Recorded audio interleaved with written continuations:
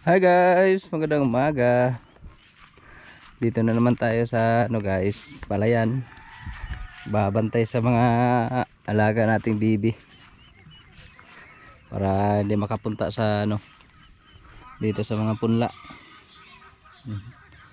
May punla pa dun sa tsuhin ko, bago pa. Baka makain. Ito na muna tayo magbabantay.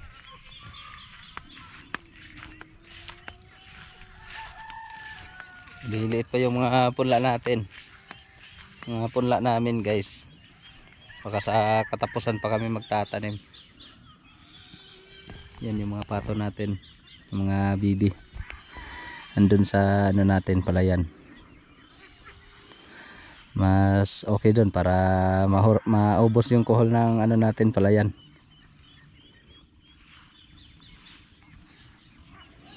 Nag-enjoy na sila doon sa paglalangoy.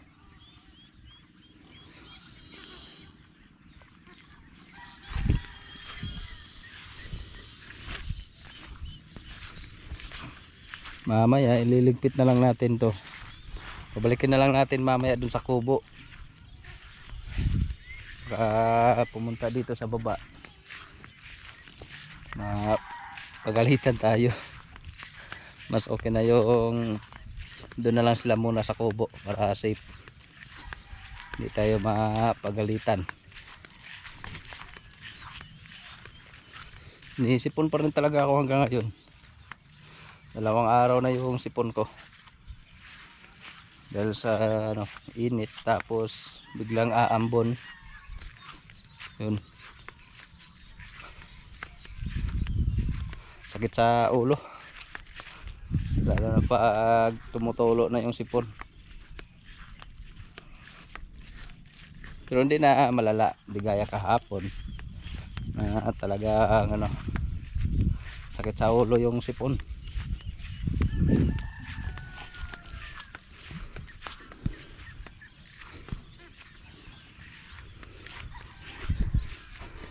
Wala na masyadong tubig dito sa ibabaw. Wala nang tubig dito sa isang kahon natin guys. Tayo na. Pero malapit lang din naman siya sa sapa.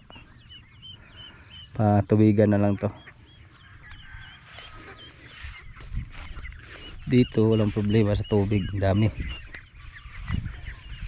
Yan yung mga pato natin. Yung mga bibi. Naguguluhan ako sa pato or bibi. Tama nga naman kasi yung pato parang yan yung puti, yung swan. Yun ba yun? Kasi yung bibi lang talaga siya. Iba din naman yung itik eh. Magkaparehas lang din talaga yung bibi at saka yung itik. Pero magkaiba yung nila. Yung pangingitlog kasi yung itik yan eh, kumbaga nililimlim, siya sa itlog niya, naglilimlim. Yung bibi hindi, iba yung bibi sa pangingitlog. Hindi gaya ng itik na may sarili silang pugad. Kumbaga gaya lang din ng manok, ganun. Yung bibi kasi kung pakalat-kalat lang sila kung mangitlog. Kaya ini-incubate na lang yung itlog nila para mapisa.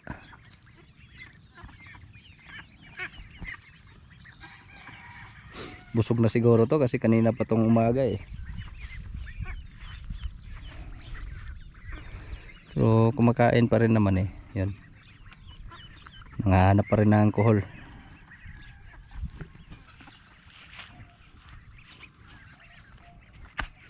Lumipat na dito sa tsuhin ko. Sa pinsan ng mama ko to. Wala na siguro masyadong kuhol dito sa natin. Wala yan. Lumipat na sila sa kabila eh.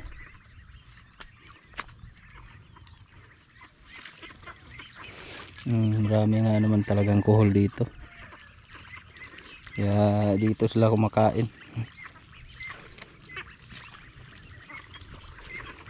Yan guys oh.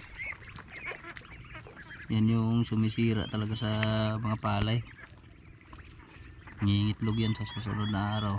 Yan, itlog. Daming itlog ng kuhol. Dami talagang kuhol dito.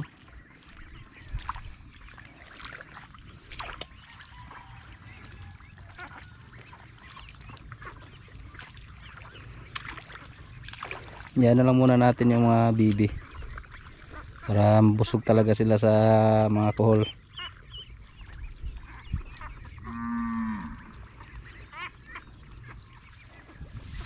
Ang problema pag pumunta doon sa mga punla ng tiyuhin ko, mahirap na. Mapagalitan tayo ng mga tiyuhin ko doon. Grabe ang laki ng kuhol guys, oh. Sa sa ibang lugar kinakain yung kuhol. Pero dito din naman, kinakain din naman yan dati. Ngayon lang, wala na masyadong kumakain yan. Pero yung tiyuhin ko, na niloloto niya yan. Ginawa niya ginisang kuhol. Tapos lagyan ng gata. Sarap daw yan eh. Hindi pa nga lang ako nakakain. Sarap daw yan pag maanghang.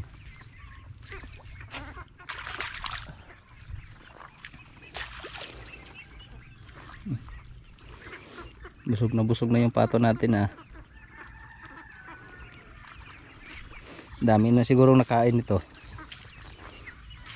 Daming kuhol dito eh.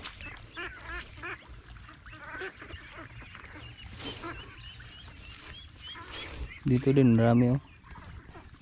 Yan. Yan. Pupuntahin natin dito. Harangan lang natin dun sa kabila.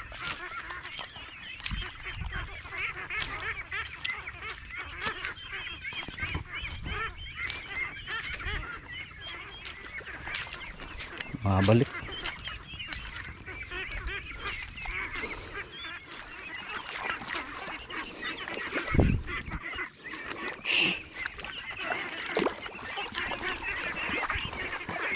Yan.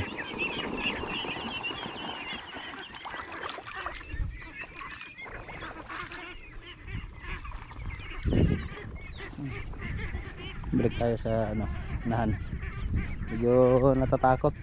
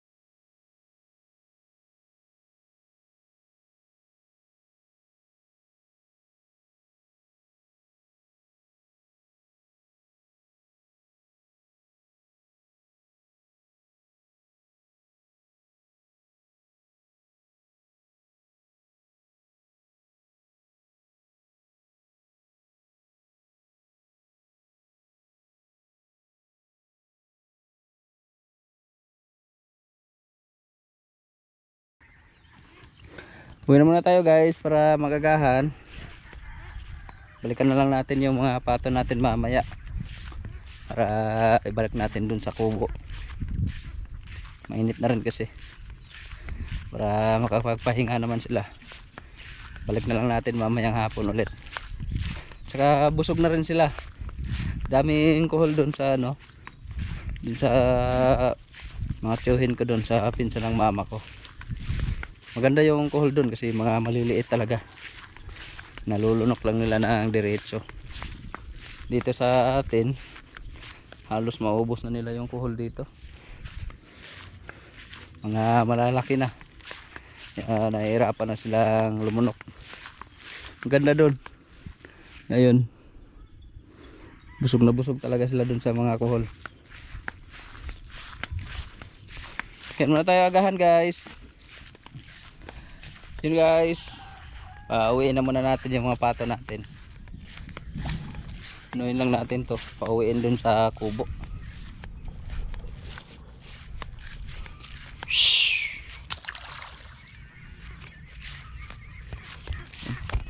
Inugaw na ni John Paul dun sa kabilang tilapil. Bantayan lang natin dito para hindi makadiretso dun sa punla ng tsuhin ko. Doon natin padaanin sa kahon na yun pauwi dun sa kubo.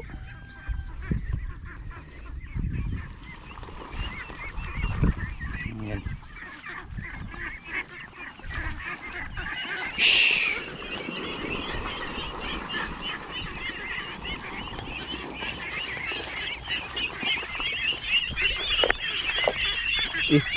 Muna umagas ka.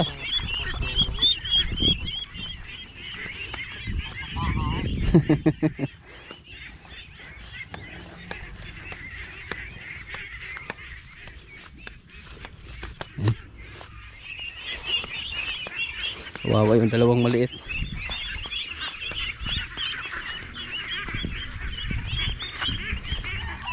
Lagi nahuli. Ikapoy na ng duha ba?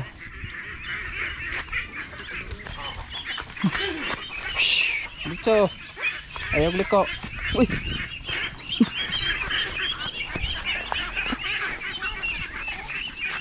Ikapoy na gina pa.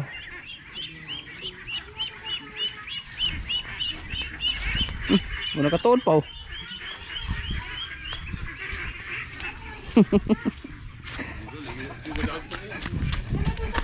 Punta dun sa likod.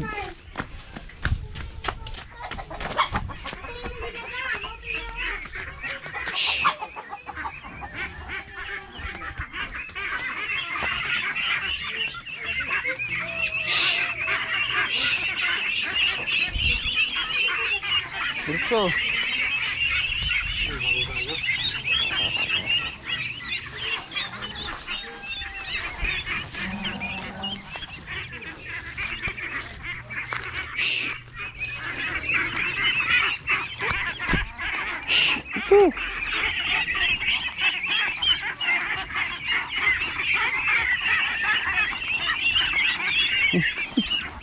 Ano kada nilargo eh?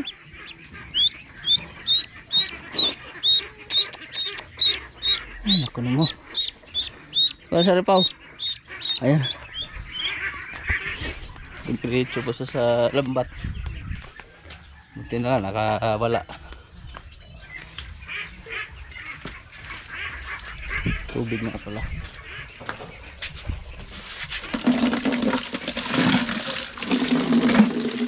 Tignan natin ang inumin. Para makainom sila sa kainom sila ng tubig.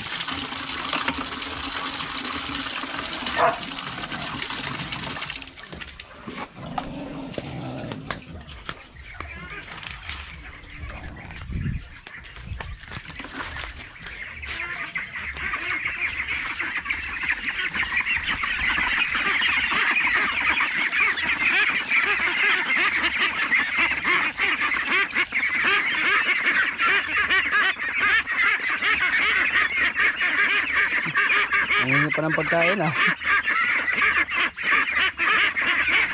Bigyan na lang natin ng pagkain. Ang gutom pa yata.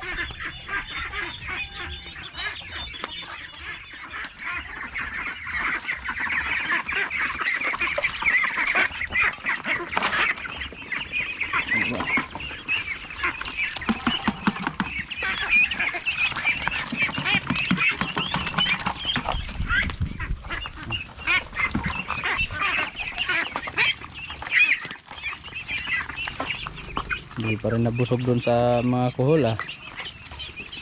Lakas pa rin kumain.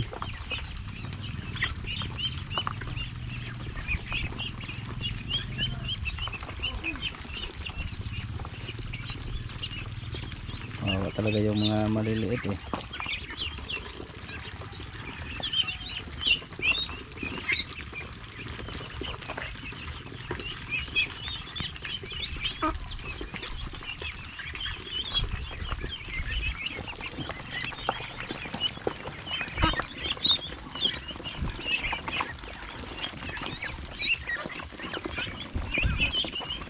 Yung manok natin, malaki na. Yung langka nga natumba guys, yan, bumalik na ulit siya sa ano.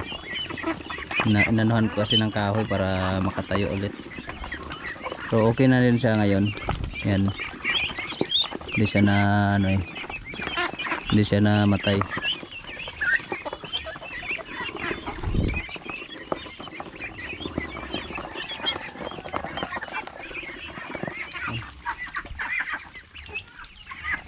Yan guys, yun na lang mamaya.